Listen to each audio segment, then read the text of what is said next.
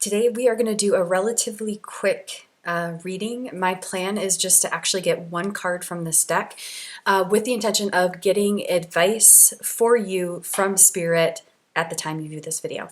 So let's do it. That's interesting. So usually I like to shuffle to get the cards. I did do a pre-reading shuffle, but I'm actually getting called to cut the deck. So let's go with that. Oh, Kali. Wow. And then, okay, I did look at the bottom of the deck, so we'll also look at that. Kali and Ganesh is at the bottom of the deck. So let's read about these two. Before we do, though, like, oh my gosh, aren't they beautiful together? I just love the pink with this, like, purpley blue. And isn't it sort of wild? You have these, like, little yellow flowers, which is what's showing up here in the clover. And that's part of the reason I decided to use this Yogic Path deck with this arrangement, because if you look at the back, I was noticing just this like little peaks of yellow with the flowers. Okay, I just have to I just have to tell you before we read about these cards, I have to tell you about this arrangement, because it's just since starting this channel, and you may have heard me say this in other videos, but I started this channel relatively recently, a few months ago. Okay, so since starting this channel, I've had this whole entirely new experience with nature, specifically plants, specifically flowers. So it's almost as if plants or flowers like have this different level of communication with me, or I'm allowing a different level of communication with them. Maybe I've lost you there, but if not, stick around. You're my people. So it's just a wild experience. It's like I get drawn to different plants in my yard, but then also like in the ditch, on my walks, so on and so forth. So these little clovers, these little cutie pies, have been growing right by my front step. And they finally like were just like standing out to me, and basically I feel like they're like, I want to be shown, which is when I decide to put a plant in a reading. And it was so wild when I was making this arrangement the other day. I was in my kitchen and I was like making this is kind of like too much information, but I was like making these like candle holders with sand in them. So my point in saying that is there was like sand in my kitchen, and I had a little extra, so I needed to throw some out. So we have a back step connected to our kitchen, and so I go to my back step and I just like throw the extra sand over, and I look down and I see this like beautiful burgundy clover. And I was like, oh wow, that feels like it's talking to me. I bet it wants to be in a reading. So I clip it, and then I go to clip these yellow flowers to be a part of my reading. And I was like arranging a bunch of flowers at that point, because sometimes I get a bunch and arrange like 3 or 4 arrangements at one time. And I realized, you guys, that it's the same plant. I was like blown away. So see how they're both clovers? They both have the same flower. They just have different color leaves. And I was just absolutely blown away that on the same day I'm going to make this arrangement, the green clovers with the yellow flowers that are by my front step, the burgundy clover with the yellow flowers that I had never seen before by my back step are suddenly speak to me. And so I think maybe this story wants to be told, and we'll see what these cards say, but just like almost like the synchronicities waiting for you. There are synchronicities waiting for you, but also like the more we can become sensitive to synchronicities, the more we can get guidance, and the more beautiful life can become. And I'm wondering here if, without even reading the cards, what I know about Kali and what I know about Ganesh, like I wonder if there's something here with that, because Kali typically is just like facing obstacles, facing your fears. And I believe Ganesh is the deity of removing obstacles. And as we do that more, we are more sensitive to inspiration. We're more sensitive to beauty and joy. We're more sensitive to guidance from our higher self, the universe, Mother God, Source, whatever name you like to give to it. And in that sensitivity, there's like such like this little arrangement brings just like such joy to my life because of that story that I told you, because of like, I just kind of couldn't believe that like this clover found me on the exact day and time it needed to. Does that make sense? Maybe it's just like too woo-woo or too messy of a story, but something about that really, really wants to come through. This idea that that can happen, and it's those small, seemingly small joys that really make up a life, right? But then it's like the openness I have now, and I'm cultivating more to allow the seemingly small synchronicity of what happened with this arrangement is also what allows bigger, more like obvious synchronicities too. And so I think there's this like blurring of the lines in terms of what is small and big, and realizing like this relatively small thing has literally brought me immense joy over the past couple days, because it's so cute. But also because, again, of the synchronicity, I felt so like taken care of. And then I also felt so happy that I'm getting more subtle messages of like things that I didn't hear before. You know, I didn't hear plants talking to me before. And so it's just like, there's just so much beauty there. So with that being said, let's read about Kali. However, before we do, you might want to look up clover. I wonder if like just like clover symbolism or something. I'm just getting the sense there could be a message there for you as well. Okay, give me one moment here. I'll find Kali and we will read about her. Ooh, 99. Well, that's interesting too. So she's page number 99, which if you add those two numbers together, it gets 18. 1 plus 8 is 9. So there's like immense 9 energy here, which is like, can symbolize like the completing of a cycle. So I wonder if you're in the process of completing a cycle so that you can move on to a new cycle. Oh, interesting. So here, Kali, the goddess of the destruction, disillusion, and ecstasy, upright. You draw upon Kali when you are in a time of radical rebirth. Wow, that's really what we just said, isn't it? She is fierce, erratic, untamed. The part of you that you're afraid to give full control because you don't know where it will take you. She will destroy all disillusion and bring you face to face with your darkest shadows, not to cause anguish, but rather from a deep place of love. She demolishes the ego and creates the boundary between you and your highest self. She is the ecstasy experienced in an orgasm, meditation, bold self-expression, or pushing a child out of the womb. Kali comes to you in a time of deep liberation, stepping you into the truer form of you. Trust the process and allow yourself to release all limitations so you can become one with the bliss that you are. Wow, that's beautiful. So before we go to Ganesh, I am just being reminded that in this deck, the Divine Feminine, there is a Kali card. So I would like to find it. And then there she is. Look at that. And then let's read about her from this particular deck too. So as you can see, Kali is fierce. And she is fierce for such a beautiful, kind purpose. Look at that. Wow, right? Okay, so let's read about Kali from the Divine Feminine deck. Give me one moment. Oh, interesting. So in this deck, she's on page 64, which is 6 plus 4 is 10. 1 plus 0 is 1, which is new beginnings. That's wild. So we've got her symbolized as endings in the numerology with this deck, and then new beginnings in the numerology with the Divine Feminine deck. And I think that is probably super accurate. Okay, Kali, the mother of the universe. I release all that doesn't serve me. It's time to be the truth of who I am. Kali embodies the ultimate wake-up call to get aligned as soon as possible with what we have come here to do. This Hindu goddess is the most fierce form of the dark divine feminine. She is that which brings all things to life or to an end. Whoa, that's what we just talked about. Holy cow. That's weird, right?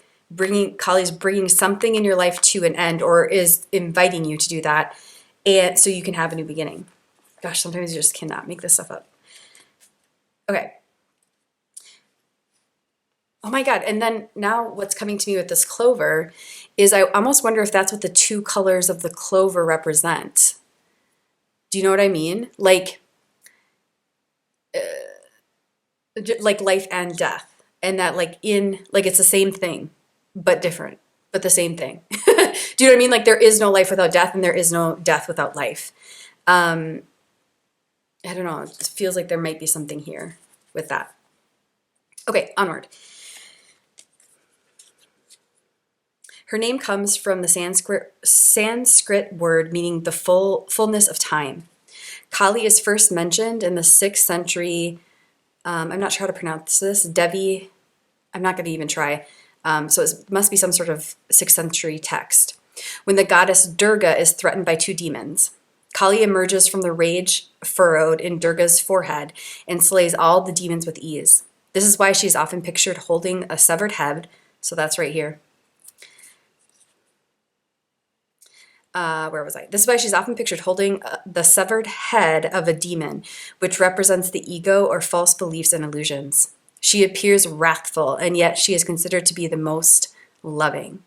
She's like a mother desperate to grab her beloved child out of harm's way, willing to yank them from the path that they were on in order to bestow freedom. Her iconography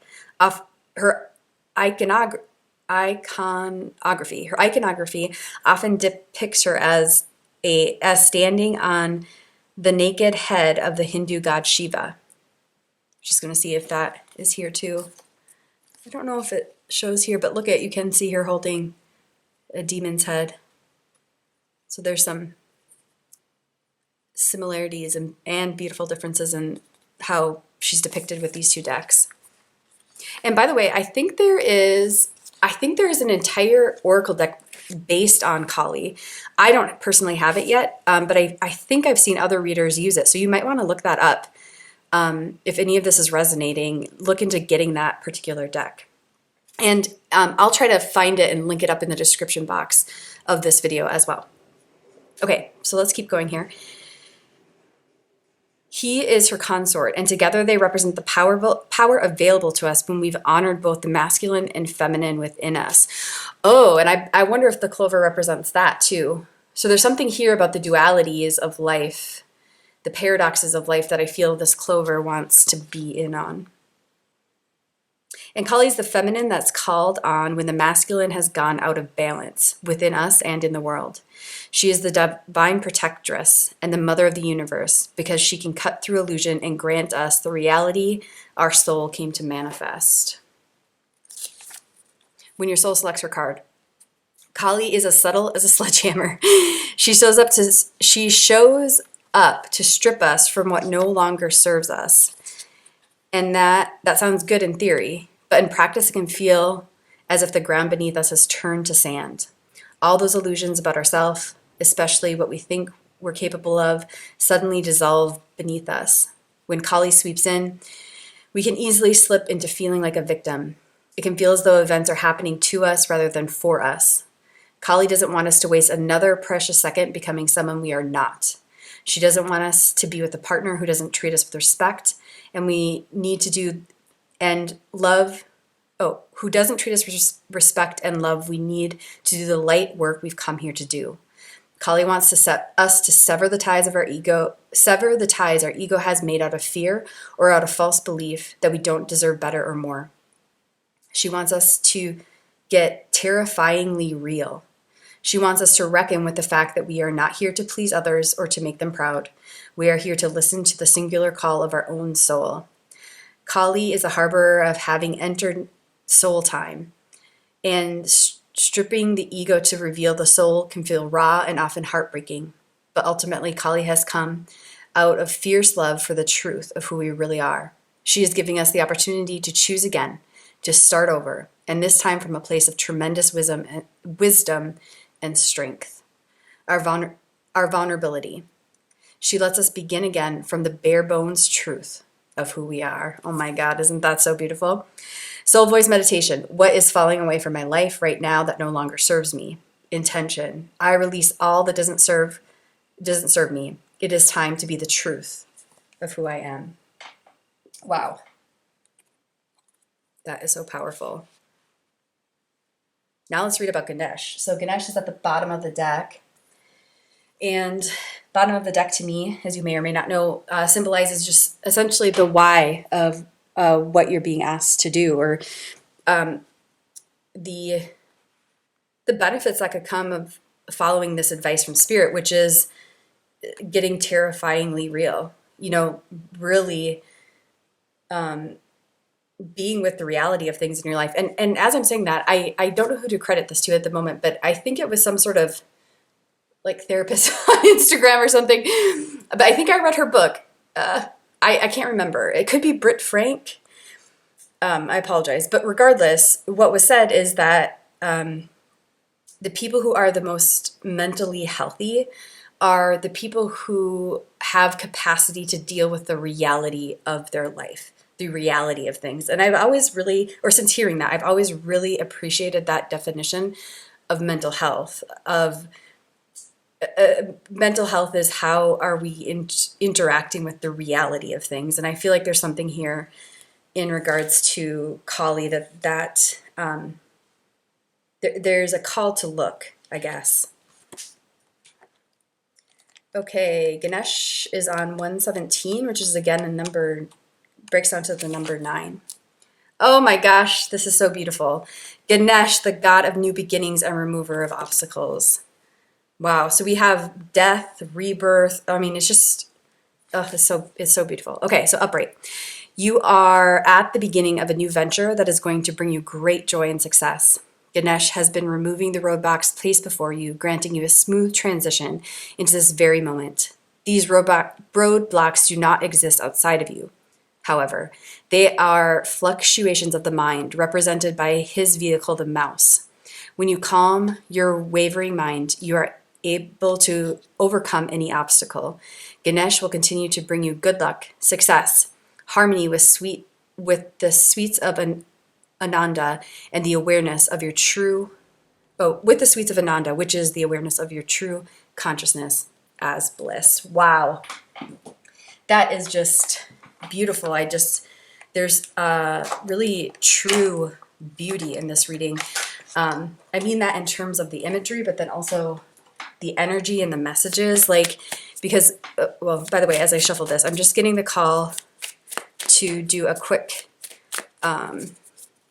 clarifier for Kali here with this little tarot deck. So, but what I was saying is true beauty in terms of the imagery, but also true beauty in terms of the energy, because Ganesh represents, you could think Ganesh represents this, just bliss, yay. But it's bliss that comes out from facing ourselves. Lightness that comes from going down into the depths of darkness. Do you know what I mean? So as difficult as Kali can be, there's immense joy and beauty here to be had, which is just so beautiful. There it is. 4 of Pentacles in reverse. So that's interesting.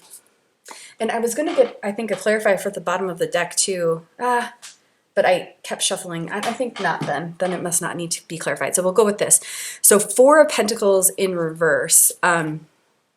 This is really lovely because one thing the 4 of Pentacles can represent to me is a clinging to the illusion of security. Oh, interesting. It isn't Kali all about breaking through illusions. She is.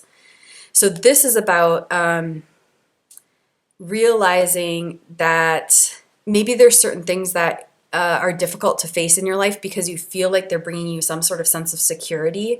But the message here is that it's not true security. It's an illusion of security. And so there's kind of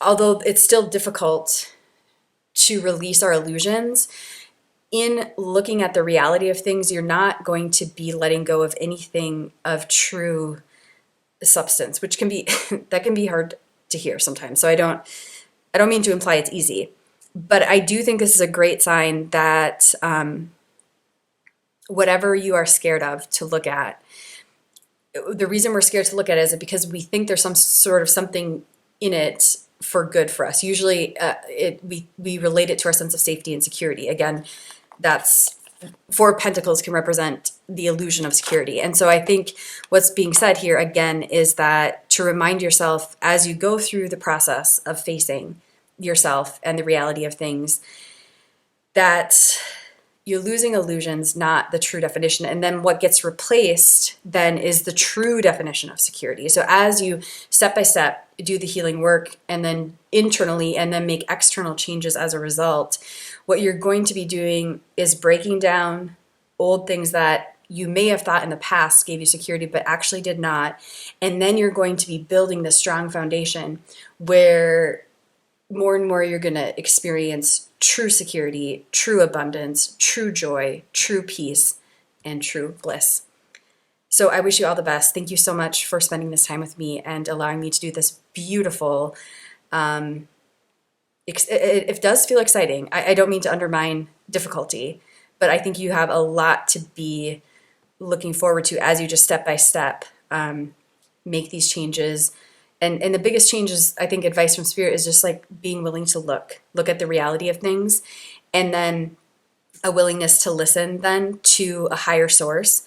So that is, higher, that is source, Mother God, Mother Nature, whatever you go to for that higher source. But then also like listening maybe to resources that flow into your life that feel like they are coming from a higher source, and they'll help guide you step by step in terms of what to do to make these internal changes after you look, and then what to do to make the external changes after you look, leading you all to breaking down the illusion of safety and security to actual true joy and bliss.